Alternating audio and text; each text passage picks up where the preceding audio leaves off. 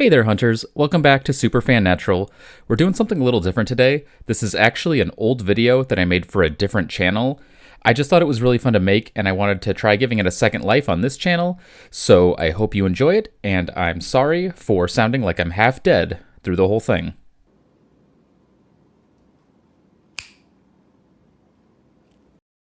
Welcome to Look What You Learned, a channel that's dark and full of terrors. I'm the prince who was promised, but you can call me Jack. The first season of House of the Dragon came and went, and like many, I had my interest in the world of Game of Thrones reignited. After all, the last season might have been a bit of a fumble, but I really like shows with magic and dragons and fantasy worlds. While watching through Game of Thrones the first time, I couldn't help but notice certain story elements that reminded me of another show that I really like that also has dragons and magic and fantasy worlds. And for once it isn't supernatural, it's Stargate SG-1. That may seem insane to anyone who's seen both shows, but let me tell you, there are certain similarities between the two that have left me with a headcanon in which both shows take place in the same universe. And so today, I shall lay out my flimsy evidence so that you too may believe as I do. Now, before you start sending any assassins after me, let me stress that this is just stupid fun. I don't actually believe that the writers of either show intended to create a connection, I just really like to overthink. Also, I'll be using evidence from the show Game of Thrones, since I haven't read the books. For anyone not familiar with Stargate, I'll give you a very brief overview of the things that are important to this theory. One of the most important parts of the Stargate mythos are the Alterans, a race of humanoid aliens from a distant galaxy. Millions of years ago, they reached a point in their evolution where they became one of the smartest and most powerful races in the universe, being capable of creating things like time machines, genetic manipulators, and even the Stargates themselves. They also gained various psychic powers like mind reading and telekinesis, and eventually they reached a point in which they underwent ascension, a process where they shed their physical bodies and become powerful energy beings on a higher plane of existence. Before the ascension, there was a schism among the Alterans, which resulted in the splitting into two factions. The first decided that they had had enough drama and left their home galaxy in order to explore the wider universe and solve all of life's mysteries. This benevolent group would eventually come to be known as the Ancients by their descendants, which includes humanity, which they had a hand in creating.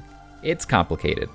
The second group, on the other hand, decided that they were such hot shit that they deserved to be worshipped as gods, and so after ascending, they took the moniker of the Ori, and either created or abducted a race of humans, coerced them into a Catholic Church-like religion called Origin, and proceeded to feed off of their worship and veneration. To these pathetic idiot people, the Ori present themselves as loving but jealous and wrathful gods who will reward the faithful with ascension and punish non-believers with scorching divine fire that sends them into a dark void of damnation. They tell them that, but ultimately it's a lie. Well, the ascension part at least. Now, ascended beings have incredible power, but for reasons that are intentionally vague, they are limited in their ability to interact directly with the physical plane. And that's a problem when you're trying to run a religion of fire and judgment. Enter the Priors. Priors are a direct emissary of the Ori. They're picked from the most devout followers of Origin and are blessed with an array of magic powers that they use to amaze, coerce, and threaten others in order to convert them. They have a lot of powers, but some of the most notable are telekinesis, fire powers, foresight and prophetic visions, energy blasts, resistance to poison and disease, creation of poison and disease, healing, and even resurrection of the recently deceased. They got a lot of power, but for situations where they need more, they're equipped with staves and sometimes necklaces with weird gems that give them additional magic. So, some acute Ice and Fire fans may have already picked up what I'm laying down, so I'm not going to beat around the bush. A lot of this sounds kind of similar to the religion of the Lord of Light. In case I have any fans of just Stargate watching, I'll very briefly summarize the Lord of Light and his religion. LOL, also called R'hllor and the Red God, is one of the many gods in the world of Game of Thrones that might possibly exist. The show makes it a point to leave it ambiguous which gods, if any, are actually real, though R'hllor seems to have a good deal of evidence that he exists in one form or another. He's characterized as a god of light and fire who brings life and warmth to the world and opposes forces of darkness. His religion centers around not only worshipping him, but also converting others, seemingly in order to reduce the amount of darkness and evil in the world. One of the main ways to venerate the Light Lord is with bonfires, and you get extra points if there's a sacrifice in that fire, and you get extra points if that sacrifice is a person who doesn't believe in the Red God. Non-believers are not well liked by followers of light, so much so that they need to be purged through either destruction or conversion. Now, destruction is easy, but conversion isn't off the table with this religion, especially with some of the tricks its top members can bust out. I said before that R'hllor is one of the gods that most likely exists, and part of the reason for that is the fact that his top fans, known as red priests or priestesses, actually demonstrate magic powers that they claim come from the big man himself. These include things like summoning fire, immunity to poison, seeing visions of the future by staring at flames, and the big one, resurrecting the dead. The most prominent red priestess in the show, Melisandre, also has a jeweled necklace that lets her cast illusions, or at least one specific illusion. She can also summon these weird shadow monster things, but apparently that's a kind of separate ability, at least in the books. I don't know if the show specified.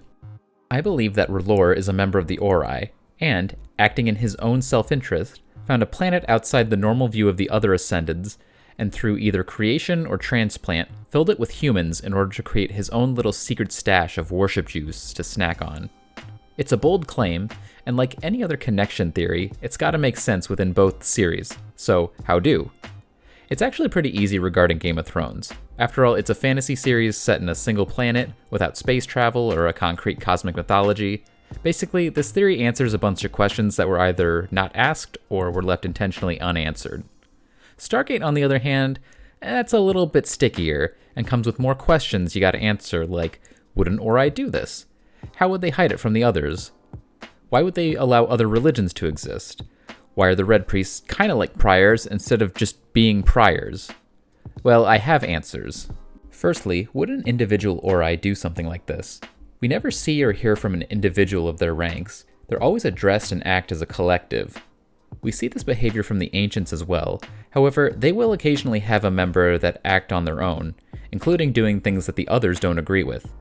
It's possible that we don't see this from the Ori simply because, well, we just don't see that much of them, as the ancients block them from acting directly in the Milky Way galaxy.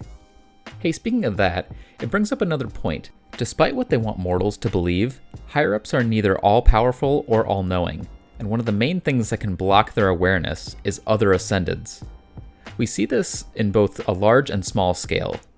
The ancients were able to hide an entire population of at least 2 full galaxies for millennia, and the only reason the Ori found out about them is because 2 of the inhabitants were accidentally transported to their home galaxy.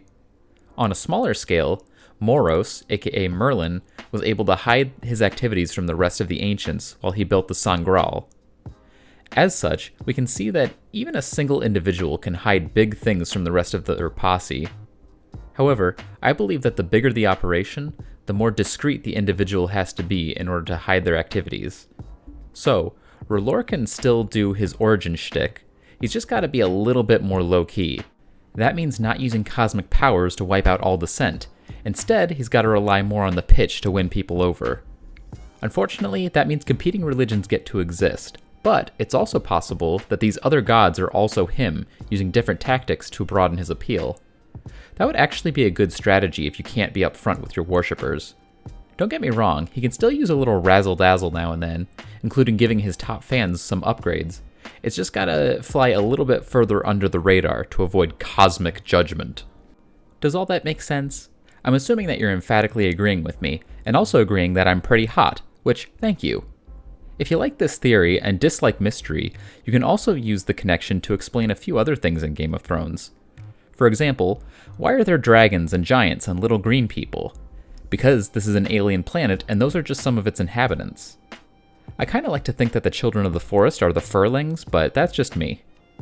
You can also use this to explain Valyrian steel by saying that the volcanoes on this planet have deposits of naquadah, the material that the Stargates are made out of. Naquadah has a bunch of weird properties that can be used to make items that seem to have magic powers, like energy weapons and healing devices. It's also nearly indestructible. Maybe the Valyrians found a way to harvest it from volcanic obsidian and use it to create a new, almost magical alloy. It's worth noting that naquadah can be very volatile, and if you mess with it in the wrong way, it can violently explode. If you have enough of it in one place, this explosion can be big enough to, say, doom an entire civilization. Also, sometimes when you mess with the stuff in certain ways, it can release deadly radiation, which could explain why people don't return from the ruins of old Valyria, because they succumb to radiation poisoning.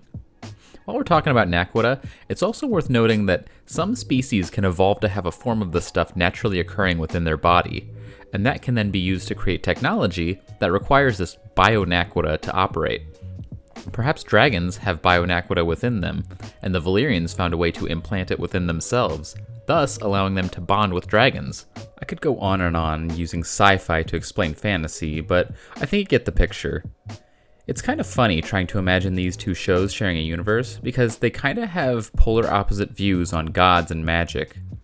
A big theme in Stargate SG-1 is that humans may not fully understand certain phenomena, and thus dub it as magic or divinity, but at the end of the day, these things can be understood.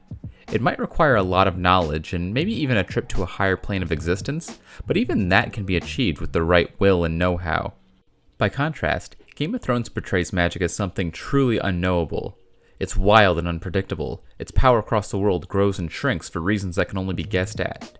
If you please the right god, they may hook you up with some sweet powers, but good luck with that.